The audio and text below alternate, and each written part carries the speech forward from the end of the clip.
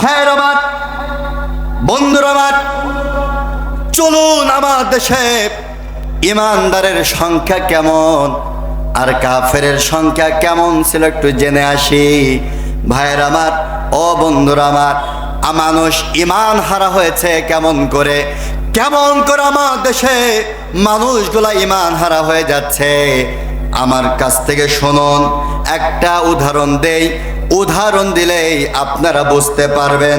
আমার দেশের রাষ্ট্রীয়ভাবে একটা স্লোগান রয়েছে, সকল ক্ষমতার উৎস জনগণ, আছে না নাই? এটা একটা কুফরি স্লোগান। কি স্লোগান? কি ভাইয়ের আমার, বিগত 17 বছর নেতারা দেখেছি মাইক ধরেই তারা বলতো সকল ক্ষমতার উৎস হচ্ছে জনগণ। কিন্তু ইসলামিক আন্দোলনের নেতা আর কর্মী যারা, তারা বলতো সকল ক্ষমতার উৎস জনগণ নয়, সকল ক্ষমতার মালিককে। আল্লাহর নাম নিতে আপনাদের লজ্জা করে, শরম করে? তাহলে জবান ছেড়ে বলেন সব ক্ষমতার মালিককে। ভাইয়ের আমার, বন্ধুরা আমার, আমার দেশের রাম বাম নাস্তিক মোরতাদ বেঈমান কাফের আর ফাসেকরা বলতো সকল ক্ষমতার উৎস হচ্ছে জনগণ। আর আমার আল্লাহ পাক বললেন সকল ক্ষমতার মালিক হচ্ছে আমার আল্লাহ। তাহলে এখানে কার কথা ঠিক?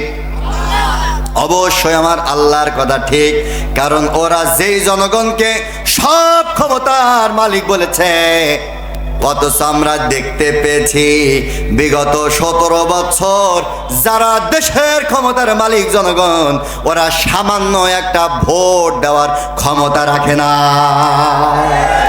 ঠিক কিনা ভাইয়ের আমার?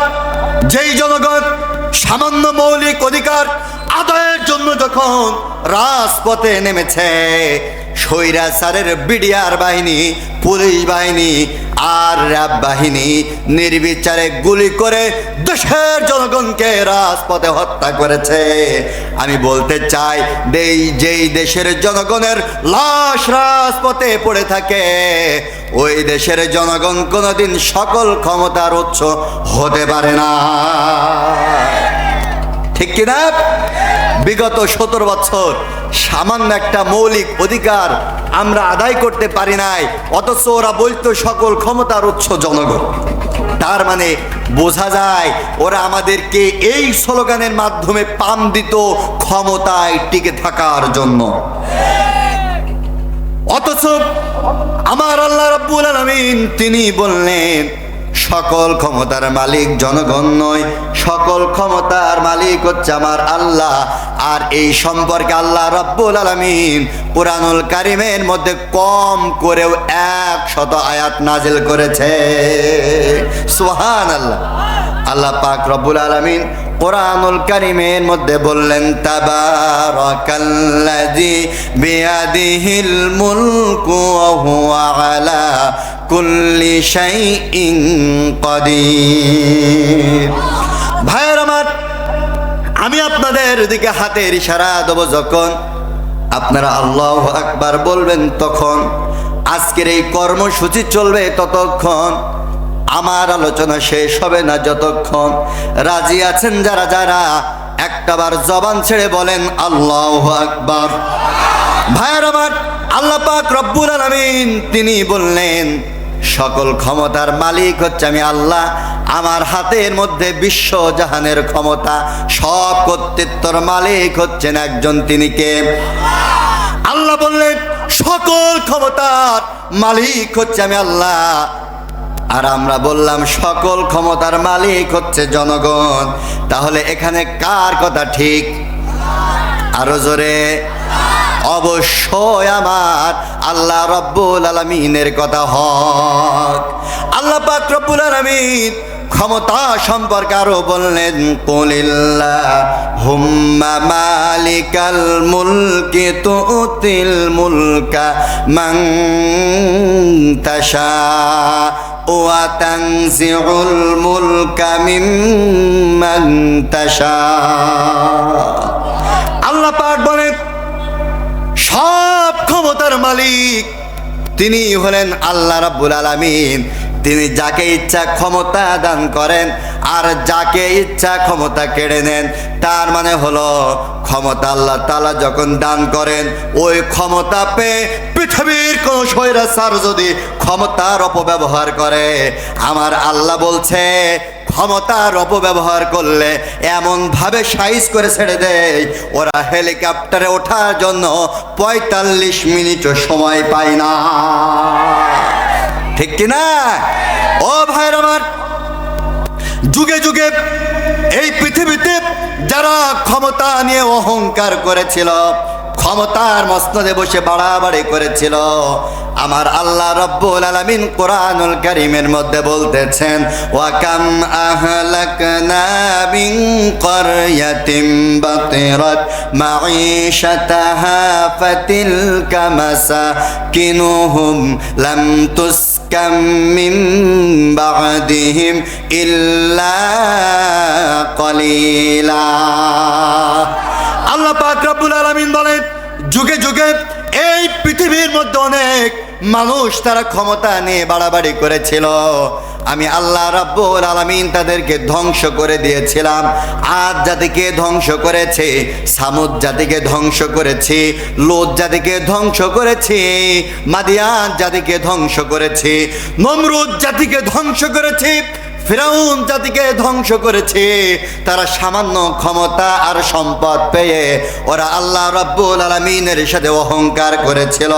আল্লাহ পাকের সাথে ক্ষমতা নিয়ে অহংকার করার কারণে আমার আল্লাহ রাব্বুল আলামিন কাউকে পানিতে চুবায়া চুবায়া আর কাউকে জুতা পিটা করে ক্ষমতার মসনদ থেকে ক্ষমতাচ্যুত করে ছেড়েছিল।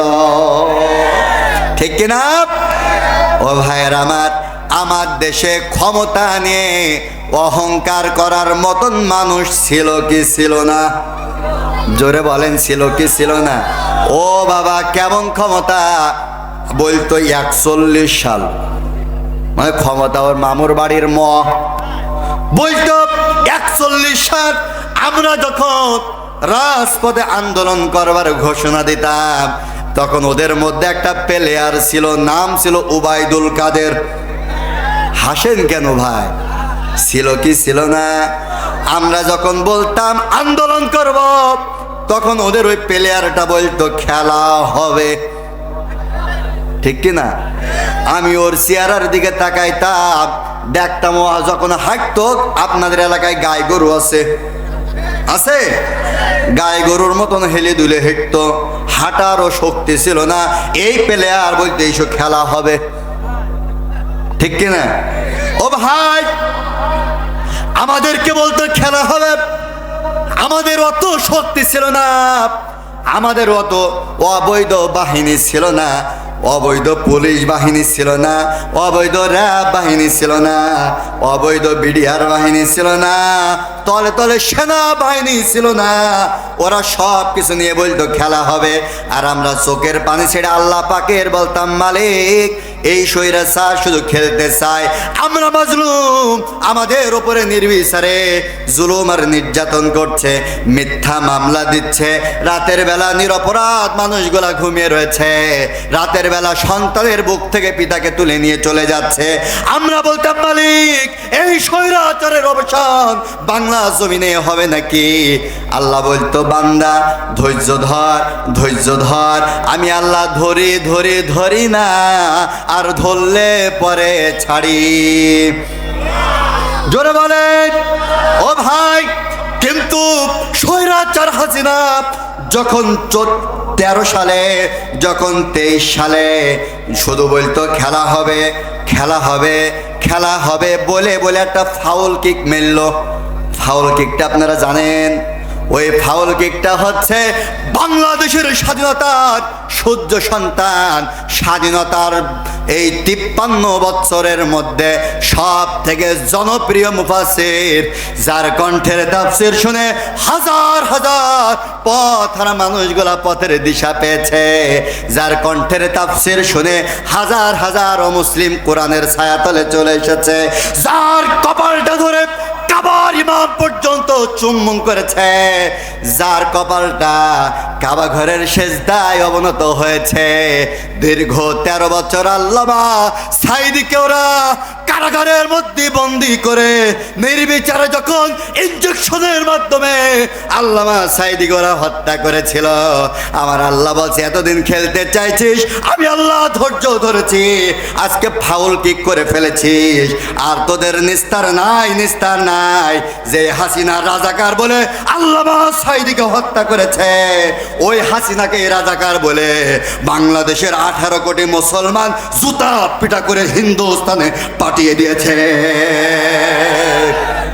ঠিক কিনা?